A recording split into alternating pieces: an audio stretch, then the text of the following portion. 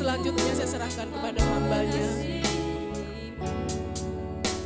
Yesus, Engkau baik bagi.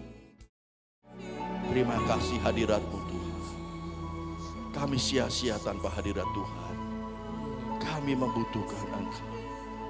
Kami memerlukan Engkau. Syukuralabas. Ya lalabara. Ini waktu-Mu Tuhan. Ini waktu-Mu. Beri hati yang haus dan lapar akan Engkau. Terima kasih. Terima kasih.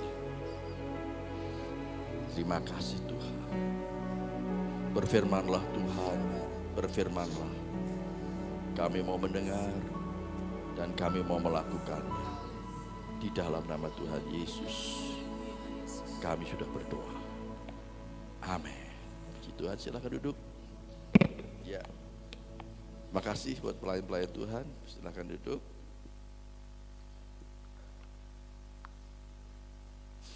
Saya ingin supaya setiap HP di silent atau dimatikan. Saudara cukup melihat di sini saja, ya. Di sini sudah ada PowerPoint-nya dan juga ayat-ayatnya. Jadi saudara bisa fokus dalam mengikuti ibadah ini. Waktu kita paling hanya 1,5 jam. Sampai 2 jam, ya. Gunakan sebaik-baiknya untuk Tuhan.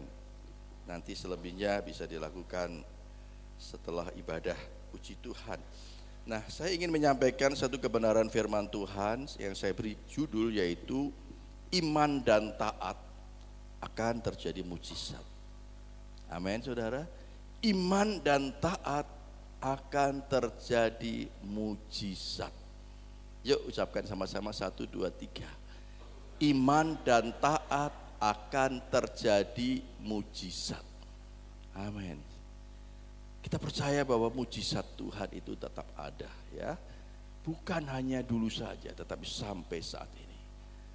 Dan ingat, saya selalu ingatkan mujizat yang terbesar yang pernah terjadi dalam hidup kita adalah kita ini orang berdosa, tetapi sudah dipilih dan diselamatkan. Sehingga kita menjadi hamba kebenaran, bukan lagi hamba dosa. Itu adalah mujizat terbesar. Ya, walaupun kita percaya mujizat-mujizat yang lain masih tetap ada. Nah, saudara, mari kita akan membaca di dalam Injil Lukas pasal yang ke-17 ayat 11 sampai dengan ayat 19. Injil Lukas pasal 17 ini juga sering sekali kita membahas bersama-sama. Ya, mari kita akan baca bersama-sama 1, 2, 3. Dalam perjalanannya ke Yerusalem, Yesus menyusur perbatasan Samaria dan Galilea. Ketika ia memasuki suatu desa, datanglah 10 orang kusta menemui dia. Mereka tinggal berdiri agak jauh dan berteriak, "Yesus Guru, kasihanilah kami." Lalu ia memandang mereka dan berkata, "Pergilah, perlihatkanlah dirimu kepada imam-imam." Dan sementara mereka di tengah jalan, mereka menjadi tahir, sembuh. Seorang dari mereka ketika melihat bahwa ia telah sembuh, kembali sambil memuliakan Allah dengan suara nyaring. Sebentar, berdiri, ulang betul. Ya, sekali lagi, saya senang sekali kata nyaring ini, saudara. Seorang dari mereka ketika melihat bahwa ia telah sembuh, kembali sambil memuliakan Allah dengan suara nyaring. Ketno. Wah, memuji, mengucap syukur luar biasa, ya. Nyaring, tidak bergumam, ada waktunya bergumam, tapi ada waktunya, ya, dengan suara nyaring. Wah, saya bisa membayangkan, wah, luar biasa. Ya, ayat 16. Lalu tersungkur di depan kaki Yesus dan mengucap syukur kepadanya. Orang itu adalah seorang Samaria. Lalu Yesus berkata, bukankah ke-10 orang tadi semuanya telah menjadi tahir, sembuh? Di manakah yang 9 orang itu? Tidak adakah di antara mereka yang kembali untuk memuliakan Allah selain daripada orang asing ini? Lalu ia berkata kepada orang itu, berdirilah dan pergilah, imanmu telah menyelamatkan engkau. Wah, luar biasa. Saudara, saya renungkan baik-baik ayat ini saudara. Saya baca berulang-ulang saudara. Banyak hal yang disingkapkan di dalam ayat ini saudara. Puji nama Tuhan. Nah saudara, mujizat Tuhan, saya sering katakan, mujizat Tuhan tetap ada sampai saat ini dan selama-lamanya. Amin. Katakan kanan kiri saudara, mujizat Tuhan masih ada. Dengan iman katakan kanan kiri saudara, mujizat Tuhan tetap ada sampai saat ini dan selama-lamanya. Amin. Walaupun kita tadi sudah saya katakan mujizat terbesar yang pernah terjadi dalam hidup kita adalah kita dulu hamba dosa, ya, kemudian menjadi hamba kebenaran, saudara. Kita dulu ada di dalam kegelapan, kemudian kita dipindahkan kepada terangnya yang ajaib. Itu mujizat terbesar yang pernah terjadi dalam hidup kita. Amin. Jadi kalau saudara mungkin sampai saat ini saudara menanti mujizat janji Tuhan yang saudara rindukan, kemudian saudara belum juga mendapatkan, ingat baik-baik saudara, bahwa ada mujizat terbesar yang pernah terjadi dalam hidup kita. Ini sengaja kuasa-kuasa gelap, roh-roh jahat supaya kita melupakan tentang hal ini saudara.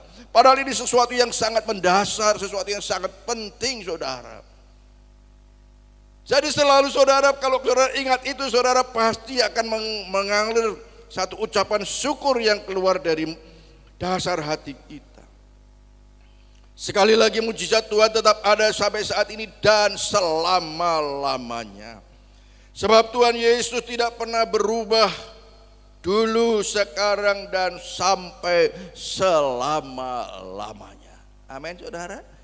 Itu di dalam Ibrani 13 ayat 8. Kemarin hari Minggu, hari Sabtu, wah ada pengkhotbah baru di sini, saudara ya gak? Yang tidak datang hari Sabtu doa puasa saudara, rugi saudara. Ada pengkhotbah baru yang salah satunya juga menyinggung ini, ya, bahwa Tuhan tidak pernah berubah, tidak pernah berubah, baik dulu, sekarang, sampai selama-lamanya. Amin saudara. Saudara yang siap untuk menjadi pengkhotbah baru boleh nanti kasih tahu ke Mbak Anis atau ke saya. Pak, saya siap Pak melayani Tuhan. Dahsyat ya. Haleluya.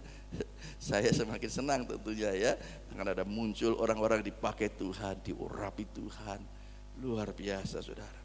Nah saudara, sekali lagi saudara, sebab Tuhan Yesus tidak pernah berubah dulu, sekarang, sampai selama-lamanya. Bahkan dikatakan dia tetap mengetuk pintu hati siapa saja yang belum percaya Yesus, supaya mereka membuka hatinya, dan mau menerima Yesus sebagai Tuhan dan Juru Selamat. Dia juga mengetuk pintu hati kita, orang-orang yang sudah dipilih, yang sudah percaya Yesus tetapi masih hidup di dalam dosa. Dia mengetuk pintu hati supaya dia bertobat, tinggalkan hidup yang lama dan hidup yang baru di dalam Tuhan.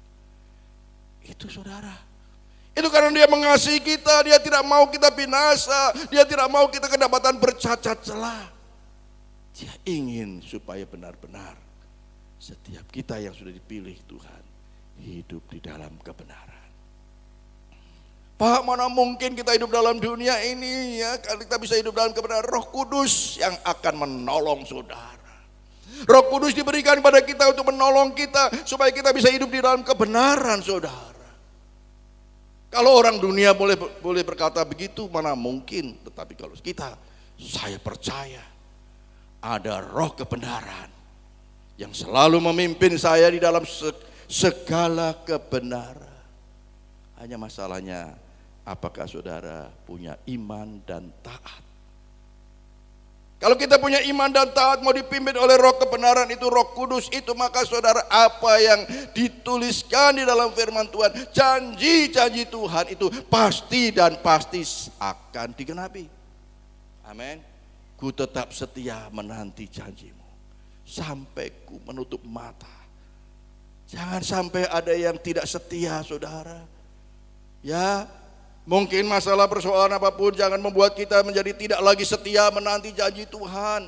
Mulai melenceng, ya, tidak lagi setia beribadah, tidak lagi setia datang kepada Tuhan, tidak lagi setia berdoa kepada Tuhan, tidak lagi setia merenungkan firman Tuhan. Saudara, tidak setia di dalam memberi.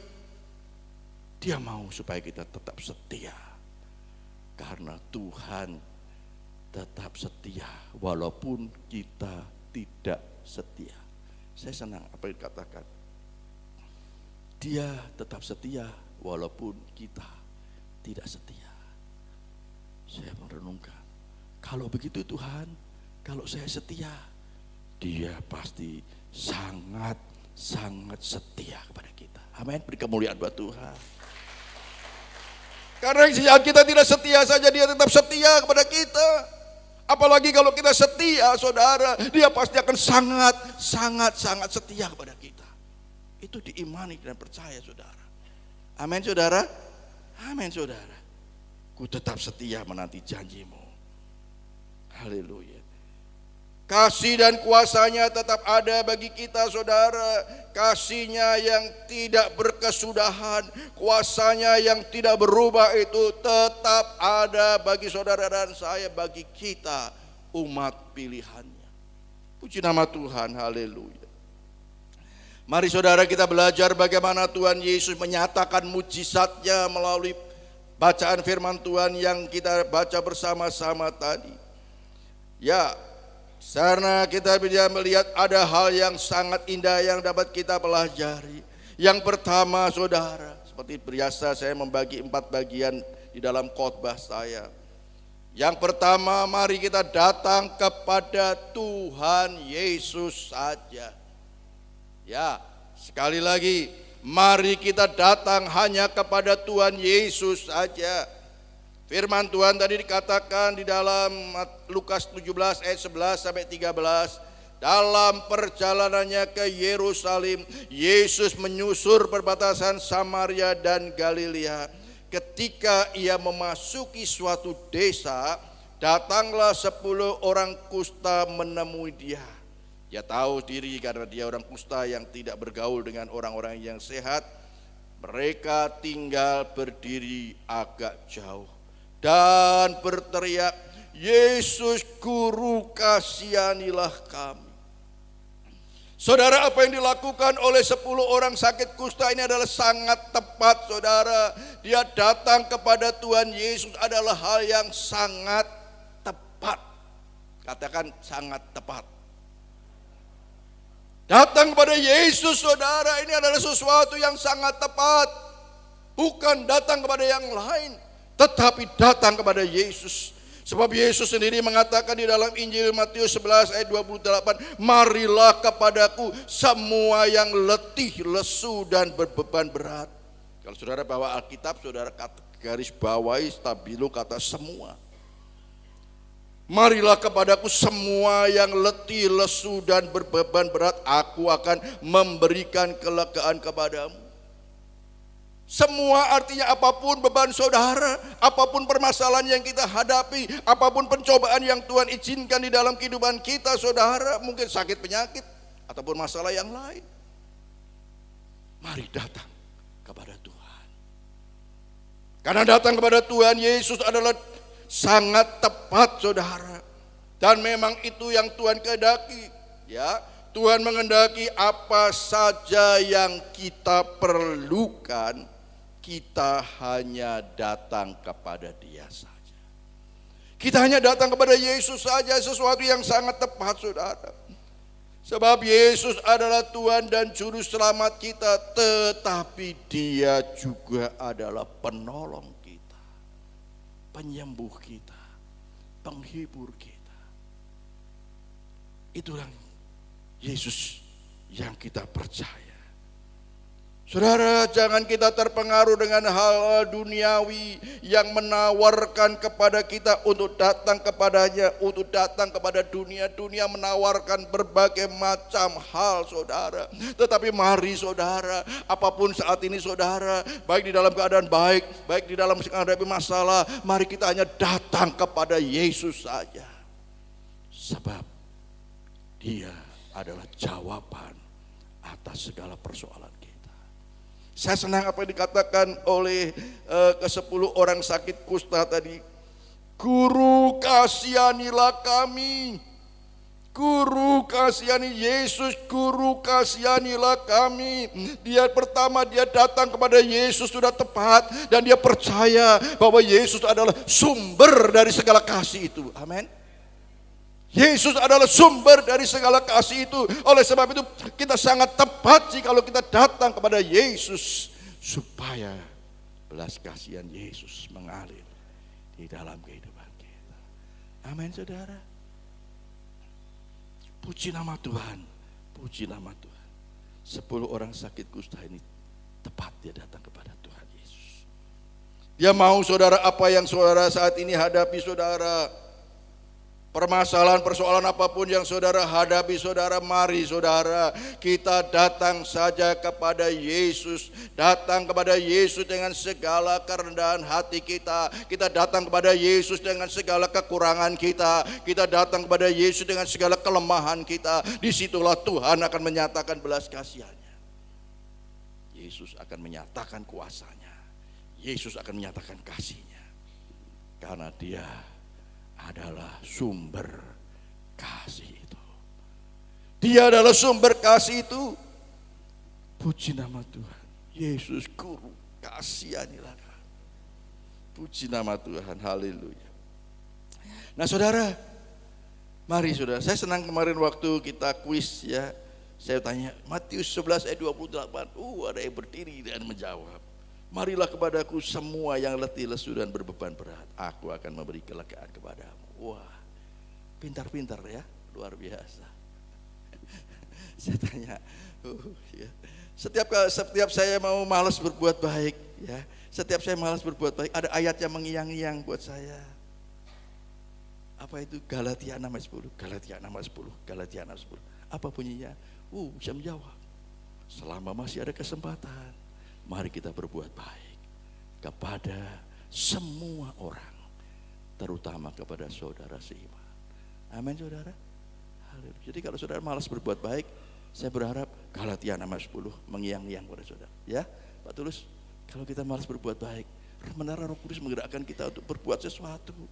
Saya berharap ayat ini akan mengiang-iang. Galatia 6 ayat 10, Galatia 6 ayat 10, Galatia 6 ayat 10. Lakukan. Haleluya. Puji nama Tuhan. Jangan ditunda-tunda. Kalau kita ditunda-tunda berarti kita sedang memadamkan roh. Rasul Paulus mengingatkan pada kita, jangan kita memadamkan Roh Kudus. Roh Kudus mendorong kita untuk melakukan perbuatan yang baik. Lakukan, saudara. Tidak harus dengan uang. Ya, puji nama Tuhan. Haleluya, puji nama Tuhan. Yesus memberikan satu contoh kepada kita. Dia melakukan untuk berbuat baik, menolong 10 orang sakit kusta yang datang kepadanya. Bagian yang kedua, yaitu mendengar dan taat melakukannya. Mendengar dan taat untuk melakukannya. Di dalam Lukas 17 ayat 14 tadi dikatakan, lalu Yesus memandang mereka dan berkata, pergilah, perlihatkanlah dirimu kepada imam-imam. Dan sementara mereka di tengah jalan, mereka menjadi tahir. Oh, haleluya. Dengar apa yang dikatakan firman Tuhan. Dengar apa yang Roh Kudus ingatkan buat kita, lakukan dengan taat. Maka mujizat akan terjadi. Saya senang. Lalu Yesus memandang mereka dan berkata, pergilah, perlihatkanlah dirimu kepada imam-imam. Saya merenungkan mungkin mereka ini 10 orang ini ya berdalih-dalih tapi tidak ditulis di dalam firman Tuhan. Loh, sakit kusta kok disuruh datang kepada imam, nanti kan dikucilkan. Gak boleh. Imam kalau melihat orang sakit kusta pada waktu itu dia pasti akan dikucilkan. Ya wong dia orang sakit kusta itu kalau lagi jalan harus sambil mengatakan najis, najis, najis, supaya dengan apa? Orang-orang menjauh. Najis, najis, najis. Tetapi kok aku disuruh datang ke imam, nanti aku malah dikucilkan, bahkan aku dibunuh. Tetapi saudara, satu hal yang kita lihat, mereka mendengar apa yang dikatakan oleh Yesus dan mereka taat untuk melakukannya, saudara. Ini sesuatu yang sangat indah, saudara. Kadang-kadang saudara, firman Tuhan bertentangan dengan apa yang menjadi keinginan kita. Tetapi mari kita mau taat saja. Roh Kudus akan menolong kita untuk dapat melakukan sesuatu yang sesungguhnya bertentangan dengan keinginan kita. Pak Tulus besok harus ke Semarang. Ketiga kalinya ya. Waduh, secara manusia melelahkan. Tetapi saya percaya Tuhan yang pimpin. Amin. Roh Kudus yang menyertai. Melangkah. Percaya saja, percaya saja. Kadang-kadang sesuatu yang Tuhan kita mau, oh Tuhan, itu orang itu menyakitkan hati saya, mengecewakan saya. Kasihi dia, ampuni dia. Secara manusia menjengkelkan. Saya pernah mendengar, Pak, dia itu kasar sama saya, dia itu jengkel no. Ya saya harus sesuai dengan firman Tuhan katakan, ampuni dia, berkati dia, tetap ampuni dia, berkati dia, mengasihi dia. Dan puji Tuhan, Tuhan punya cara-cara lain untuk memberikan jalan keluar yang terbaik buat kita. Haleluya, puji nama Tuhan. Saudara, mari saudara, apapun yang firman Tuhan katakan, percaya ya dan amin, lakukan saja. Kita percaya bahwa mujizat Tuhan tetap ada. Kita belajar bagaimana 10 orang sakit kusta ini walaupun dia bertentangan dengan dirinya, tetapi dia melangkah dan melangkah untuk menghadap kepada imam. Dan firman Tuhan katakan, indah sekali. Dan sementara mereka di tengah jalan, mereka menjadi tahir sembuh. Ini sesuatu mujizat yang luar biasa. Pak, itu kan zamannya Yesus. Itu kan dulu ada Yesus. Saudara, firman Tuhan tadi kita katakan, Tuhan Yesus tidak pernah berubah. Amin. Dahulu, sekarang, dan sampai selama-lamanya. Miliki iman dan taat kepada Dia. Menanti setia sampai akhir, sampai menutup mata. Maka janji-janji Tuhan itu pasti dan sangat pasti akan digenapi. Saudara, saat kita datang kepada Tuhan Yesus, kita harus percaya dengan iman sepenuhnya kepada Dia. Tadi saya katakan, walaupun kadang-kadang bertentangan dengan apa yang kita ingin. Tetapi saudara, mari kita mau datang saja kepada Tuhan Yesus dengan iman dan percaya kepada Dia. Taat melakukan dengan sukacita apa yang Tuhan perintahkan. Jangan berdalih-dalih lagi kalau itu memang Tuhan yang perintahkan. Yesus sendiri sudah menunjukkan, memberikan teladan tentang ketaatannya kepada Bapa. Dia taat kepada Bapa, bahkan taat sampai mati di atas kayu salib. Ini satu contoh, suatu teladan yang baik yang diberikan oleh Tuhan buat kita, saudara. Tuhan bukan hanya memerintahkan supaya kamu taat, supaya kamu memiliki iman, percaya, tetapi Tuhan juga memberikan satu contoh teladan kepada kita, untuk kita juga taat kepada Dia, taat kepada Bapa, bahkan taat sampai mati di atas kayu salib. Ini sesuatu yang luar biasa, saudara. Mari saudara, rohnya Yesus ada di dalam saudara. Amin. Rohnya Yesus ada di dalam diri kita. Yesus tidak ada bersama-sama dengan kita secara fisik seperti pada waktu 10 orang kusta bertemu. Tetapi rohnya Yesus itu yang menyertai kita selama-lamanya. Amin. Yang saya sering katakan, ini sesuatu yang sangat dahsyat, saudara. Ini sesuatu yang sangat luar biasa. Kalau Yesus dulu hanya bertatap muka dengan 10 orang sakit kusta, ya, bertatap muka dengan jarak yang jauh, saudara. Dan kesembuhan terjadi, mujizat Tuhan terjadi. Tetapi dia bukan lagi jauh. Dia ada di dalam diri kita. Amin. Pegang dada saudara. Pegang dada saudara dengan iman. Dia, rohnya Yesus ada di dalam diri kita. Amin.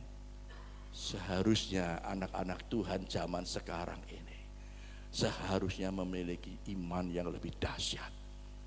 Seharusnya anak-anak Tuhan yang hidup di zaman akhir ini memiliki ketaatan yang lebih dahsyat.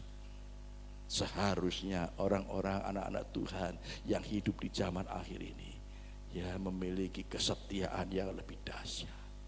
Amin. Karena rohnya Yesus tinggal di dalam diri kita. Wah, memang saudara, saya melihat hal ini sering-sering sepertinya sengaja dikaburkan. Sepertinya dikaburkan. Sehingga tidak sedikit anak-anak Tuhan yang meragukan, merasa sepertinya tidak mampu, tidak dapat melakukan ini, tidak dapat berbuat ini. Nanti dulu. Saya selalu katakan, kalau orang dunia kita harus pede, percaya diri, amin. Tetapi kalau kita bukan hanya pede, saudara, PY dan pede, percaya Yesus dan percaya diri, amin, mestinya harus lebih dahsyat, amin. Beri kemuliaan buat Tuhan. Percaya Yesus dan percaya diri, saudara. Ini sesuatu yang sangat dahsyat. Puji nama Tuhan, haleluya. Haleluya, haleluya. Puji nama Tuhan. Saat kita dengan iman dan taat melakukan apa yang Tuhan perintahkan, maka pertolongan Tuhan akan dinyatakan. Mujizat-mujizat Tuhan akan dinyatakan. Haleluya, puji nama Tuhan. Saya sangat percaya mujizat Tuhan tetap ada. Haleluya. 10 orang sakit kusta ini melangkah dengan iman. Dia taat. Walaupun dia harus berpikir bertentangan dengan apa yang ada di dalam pikirannya. Tetapi karena yang berkata adalah Yesus, yang adalah sumber kasih itu, dia melangkah dengan iman dan taat. Maka mujizat Tuhan terjadi. Puji nama Tuhan. Bagian yang ketiga, saudara. Mengucap syukurlah senantiasa. Wah, ya kemarin waktu kuis juga ada yang menjawab dengan lantang, mengucap syukurlah. 1 Tesalonika 5 ayat 18. Wah, ya. Mengucap syukurlah dalam segala. Puji nama Tuhan. 1 Tesalonika 5 ayat 17. Tetaplah berdoa. Dijawab luar biasa, saudara. Haleluya. Nah, saudara, di dalam Lukas 17 ayat 15 dan 16.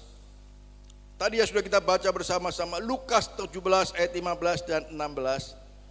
Seorang dari mereka ketika melihat bahwa ia telah sembuh, kembali sambil memuliakan Allah dengan suara nyaring. Waduh, saudara bisa membayangkan suara nyaring itu gimana sih? Ya, suara nyaring itu bagaimana, suara keras. Lalu tersungkur di depan kaki Yesus dan mengucap syukur kepadanya.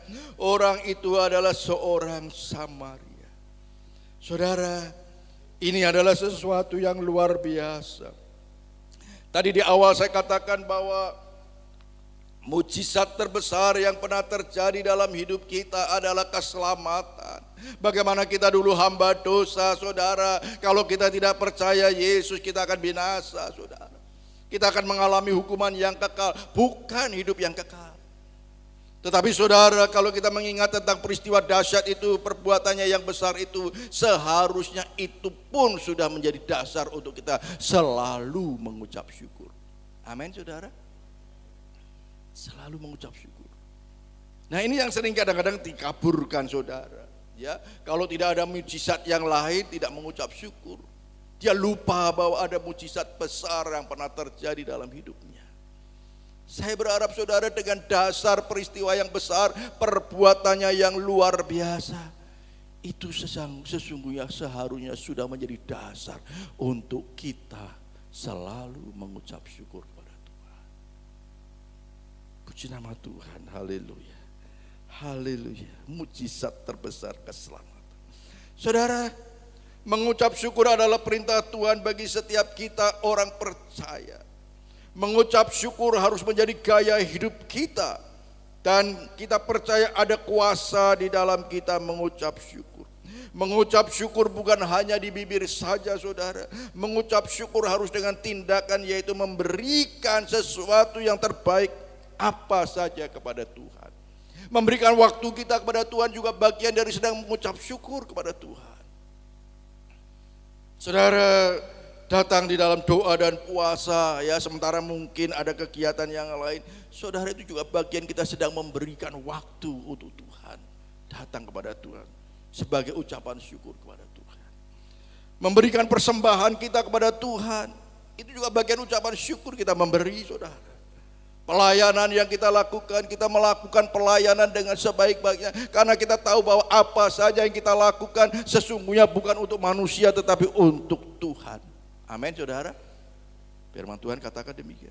Apa saja yang kamu lakukan sesungguhnya bukan untuk manusia tetapi untuk Tuhan. Bahkan firman Tuhan katakan, apa saja yang kamu lakukan, orang yang paling hina itu sesungguhnya kamu sedang melakukan untuk aku. Kalau kita tahu bahwa apa saja yang kita lakukan, kita pasti akan selalu mengucap syukur. Lakukan sesuatu yang baik. Karena kita tahu bahwa kita sedang melakukan untuk Tuhan. Pak, tapi menyakitkan Pak, mengesalkan. Ingat, Tuhan sudah lebih dulu disakiti. Tuhan sudah lebih dulu kesal. Tetapi dia tetap melakukan taat kepada Bapa sampai akhir. Haleluya. Rohnya Yesus yang akan menolong kita. Saya selalu ingatkan ini sudah. Roh Kudus, roh penolong, roh penghibur itu. Kemarin di kuis. Apa nama kata lain? 3 nama kata lain dari Roh Kudus. Menjawab macam-macam ya, puji Tuhan ya. Ya tapi bukan itu yang saya inginkan. Benar, mungkin benar semua ya. Tetapi yang sering saya katakan, roh penolong, roh penghibur, roh kebenaran. Itu yang sering saya sampaikan. Roh penolong artinya saudara, roh yang ada di dalam diri kita selalu siap untuk menolong kita saudara. Amin. Walaupun tentunya yang utama adalah menolong kita untuk bersaksi kepada orang lain, memberitakan kabar baik. Tetapi saya percaya namanya roh penolong, pasti dia selalu siap untuk menolong kita. Jangan biarkan dia tidur, melupakan ada roh penolong di dalam diri kita. Sama seperti murid-murid membiarkan Yesus tidur di dalam gurita. Pada waktu badai topan datang, Yesus, Yesus, jangan biarkan kami mati. Bangkitkan roh penolong yang ada di dalam diri kita. Sukakan dia, senangkan dia, maka dia akan menolong kita. Amin. Maka dia akan menolong kita. Saudara, hal yang sangat sederhana saudara. Saya kadang-kadang di dalam menyusun warta gereja saudara ya, renungan sepekan itu ya, saya menulis Tuhan pimpin, Tuhan pimpin, Tuhan pimpin. Saya percaya roh penolong itu menolong. Tuhan pimpin, Tuhan pimpin. Ayatnya ini. Penolong. Saya membayangkan saudara, murid-murid pada waktu itu saudara, para rasul, saat menulisnya Paulus, saat menulis surat-surat itu pasti sangat luar biasa. Roh itu menolong, memimpin dia dengan luar biasa. Sehingga sekarang belum menjadi berkat buat kita. Saya hal yang sederhana di dalam membuat warta gereja saja saudara. Roh penolong itu menolong saya. Indah sekali saudara. Ya, kalau macet saya istirahat dulu lah, tidur dulu mungkin gitu. Nanti ngelilir lagi, roh penolong menolong, roh penolong menolong. Amin saudara. Pada saat saya sedang mengalami kesusahan, masalah, persoalan mungkin, roh penghibur datang menghibur saya. Amin saudara. Jadi kalau anak-anak Tuhan, jangan sampai ada yang stres sekali. Ya stres biasalah mungkin ya. Apalagi sampai depresi. Karena ada roh penghibur yang siap untuk menghibur saudara. Amin. Beri kemuliaan buat Tuhan. Roh penghibur yang selalu siap dan dia selalu selama-lamanya menyertai kita saudara. Menyertai saudara, roh penghibur, roh penolong, roh kebenaran yang akan memimpin kita di dalam seluruh kebenaran. Iman dan taat. Apa yang dikatakan oleh roh kebenaran itu. Karena pasti tidak akan salah kalau kita menuruti roh kebenaran saudara. Haleluya. Jangan bosan-bosan ya kalau saya selalu mengingatkan ini. Karena saya melihat ini yang sering terjadi saudara. Kita ada roh penolong di dalam diri kita yang selalu siap menolong kita. Makanya di kuis juga saya tanyakan supaya kita tahu ada roh penolong, ada roh kebenaran, roh penghibur yang selalu siap untuk menghibur kita. Saya berharap kalau ada kuis lagi pertanyaan ini semua yang angkat tangan ini. Sehingga Pak Anelis sama Bu Ari bingung, yang mana ini duluan? Karena semua angkat tangan. Ya kalau kemarin ya masih 1, 2 masih oke dah ya. Kalau sudah berulang-ulang, saya selalu katakan ya, saya dulu pernah juga walaupun elek-elek ini pernah jadi dosen saudara. Ya, Bu Ari ini yang pernah jadi murid saya, padahal dulu yang memenangkan saya. Ya, yang memenangkan saya Bu Ari ini melalui doanya, doa yang singkat. Tuhan kalau ini yang Tuhan berikan buat saya, selamatkan dia dulu. Doa yang singkat. Tuhan menjawab, saya percaya Yesus lebih dulu, baru kemudian kami menikah. Nah, Tuhan bicara, kan imamnya kan laki ya, bapak kan, masa diajar terus sama istri, kan gitu kan? Ya sekarang duduk manis jadi murid saya, waktu saya jadi dosen. Makanya saya hanya dua semester saja mengajar, supaya apa? Dengan harapan supaya saya bisa jadi imam yang dia harus jadi pendengar, apa yang saya katakan, jadi murid saya. Puji Tuhan saudara. Walaupun sekarang sama, jadi hamba Tuhan sama ya, puji Tuhan. Tetapi sesuatu yang sangat indah saudara. Tuhan sedang mengajarkan kepada kita. Haleluya, haleluya. Mari saudara kita ingat bahwa Tuhan mengendaki supaya kita selalu mengucap syukur. Saudara, tadi dikatakan di dalam ayat yang berikutnya saudara, ya ayat yang ke-15 dan 16, kemudian mungkin ayat 17. Ya 17 kita bisa melihat sebelum kita masuk di bagian yang terakhir. Lalu Yesus berkata, bukankah ke-10 orang tadi semuanya telah menjadi tahir, sudah mendapat mujizat, sudah disembuhkan? Di manakah yang 9 orang itu?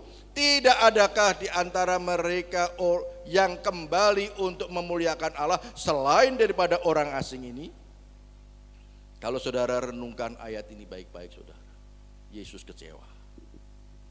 Yesus sedang kecewa kalau melihat orang yang sudah mengalami mujizat tetapi tidak pernah mengucap syukur, tidak memuliakan Tuhan. Dia kecewa, dia sedih sudah. Kenapa hanya 1 orang saja, padahal 10 orang disembuhkan, sudah tahir semua. Kenapa kita semua yang ada di sini sudah diselamatkan, sudah menjadi hamba kebenaran, bukan lagi hamba dosa? Kenapa tidak ada ucapan syukur dari mulut dan bibir kita? Dia kecewa kalau anak-anak Tuhan tidak pernah mengucap syukur. Dia sedih, kecewa kalau anak-anak Tuhan yang sudah dipilih, dulunya hamba dosa, menjadi hamba kebenaran. Mungkin saudara yang menjadi Kristen sejak lahir, saudara mungkin tidak terlalu merasakan. Tetapi saya berharap seperti saya, ya, Mbak Desi, Mbak Tia, karena anugerah Tuhan, dia menerima keselamatan itu, percaya Yesus, bukan lagi menjadi hamba dosa. Dia pasti mengucap syukurnya lebih dahsyat lagi. Amin, amin. Mbak Desi, Mbak Tia, ya, mengucap syukurnya lebih dahsyat lagi. Karena kita dulu hamba dosa. Sama Bu Ari juga dulu hamba dosa. Tetapi percaya Yesus menjadi hamba kebenaran. Pak Mukyar juga. Oh, saya mendengar kesaksian Pak Mukyar. Pak, saya itu dulu yang tukang menukul beduk. Saya tukang mukul beduk, tukang mukul beduk, saudara. Tapi dipilih Tuhan. Amin. Dibawa menjadi hamba kebenaran. Ya, Mbak Kiki juga. Ya, Nabila. Puji Tuhan. Banyak sekali kita, saudara. Itu menjadi dasar yang kuat untuk kita selalu mengucap syukur kepada Tuhan. Sesungguhnya itu saja sudah menjadi dasar yang kuat untuk kita selalu mengucap syukur, memberi yang terbaik, memuliakan Tuhan. Ingat, Tuhan kecewa kalau kita tidak pernah mengucap syukur kepada Tuhan. Dia sangat sedih. Dia mau supaya kita benar-benar mengucap syukur dari dasar hati kita. Saudara, walaupun nanti akan saya baca lagi di bagian yang terakhir. Bagian yang keempat, pertolongan dan keselamatan disediakan. Sekali lagi saya baca kembali Lukas 17 ayat 17 sampai 19. Lukas 17 ayat 17 sampai 19. Lalu Yesus berkata, bukankah ke-10 orang tadi semuanya telah menjadi tahir? Di manakah yang 9 orang itu? Tidak adakah di antara mereka yang kembali untuk memuliakan Allah selain daripada orang asing ini? Lalu ia berkata kepada orang itu, berdirilah dan pergilah, imanmu telah menyelamatkan engkau. Wah, ini saya dahsyat, saudara, saya renungkan baik-baik. Mungkin yang 9 orang tadi yang tidak mengucap syukur, dia hanya mendapatkan kesembuhan saja. Dia hanya mendapatkan ketahir dari sembuh dari sakitnya. Tetapi saudara, satu orang yang datang mengucap syukur kepada Tuhan, dia katakan, imanmu telah menyelamatkan engkau. Bukan hanya menyembuhkan saja, tetapi menyelamatkan kita. Amin, saudara. Nah, sekarang terbalik buat kita. Imanmu sudah menyelamatkan engkau, tetapi imanmu juga akan menyembuhkan engkau. Imanmu juga akan memulihkan engkau. Imanmu juga akan menghiburkan engkau. Imanmu juga akan menolong engkau saat kau taat dan beriman kepada Tuhan. Maka imanmu itu yang akan menyembuhkan sakit penyakitmu. Haleluya. Tadi malam sementara saya merenungkan firman ini, saya WA Pak Tulus, Mbak Indrawati, Pak datang pagi ya, kami mau berdoa secara khusus nanti tentang mujizat Tuhan, tentang kuasa Tuhan yang tidak berubah itu. Amin, saudara. Haleluya.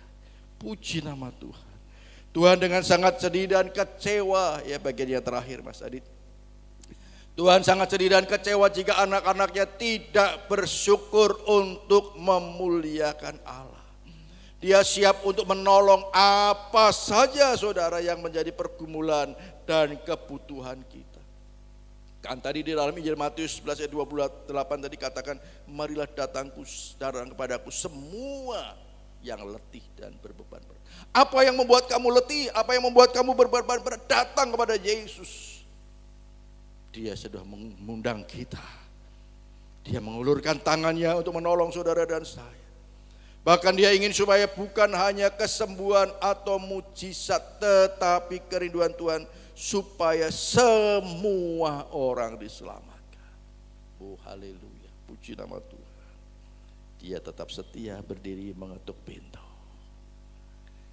Mereka yang belum membuka pintu hatinya, dia tetap setia dengan lembut sampai dia membuka pintu hatinya.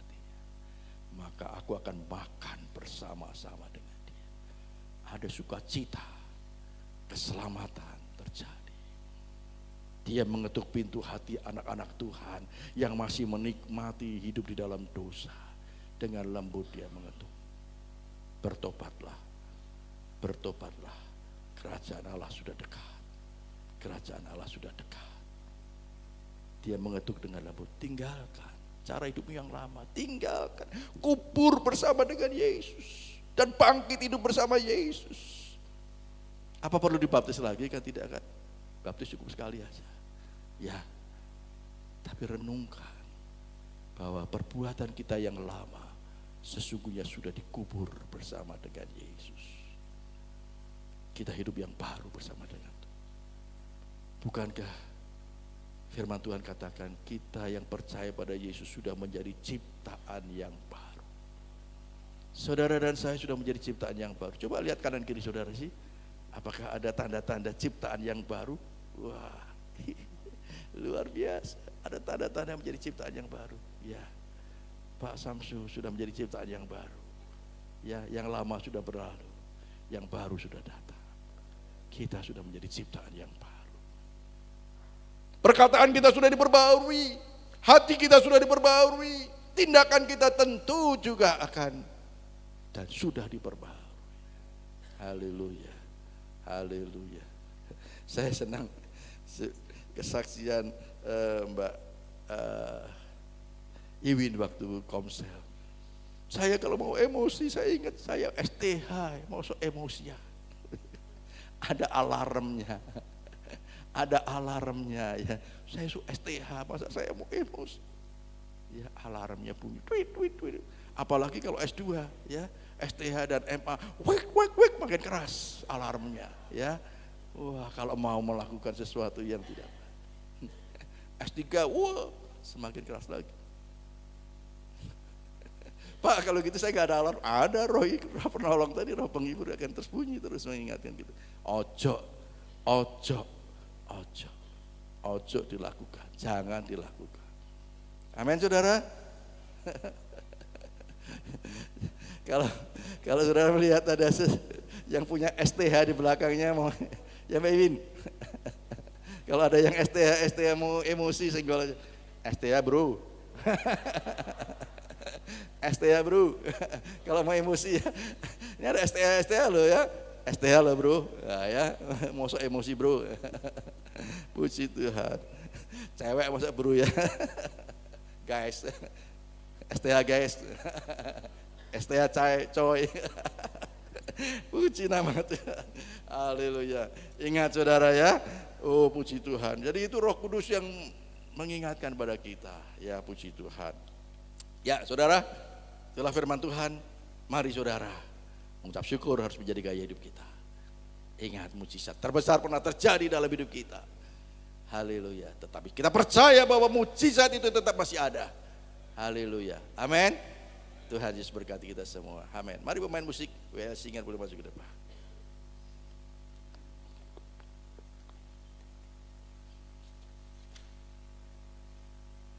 Yuk kita berdoa buat firman Tuhan lebih dulu ya.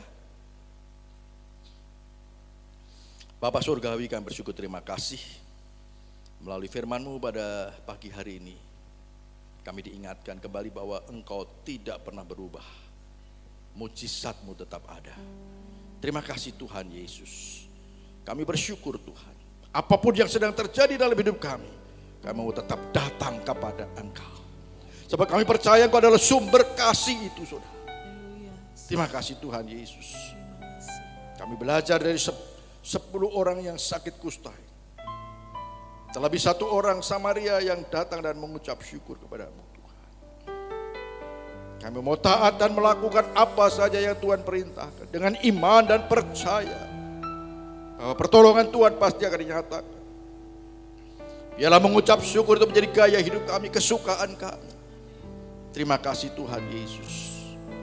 Kami percaya Tuhan. Tuhan yang sudah memberikan keselamatan kepada kami, dan kami percaya Tuhan juga akan memberikan pertolongan, penghiburan yang lain. Terima kasih Bapa.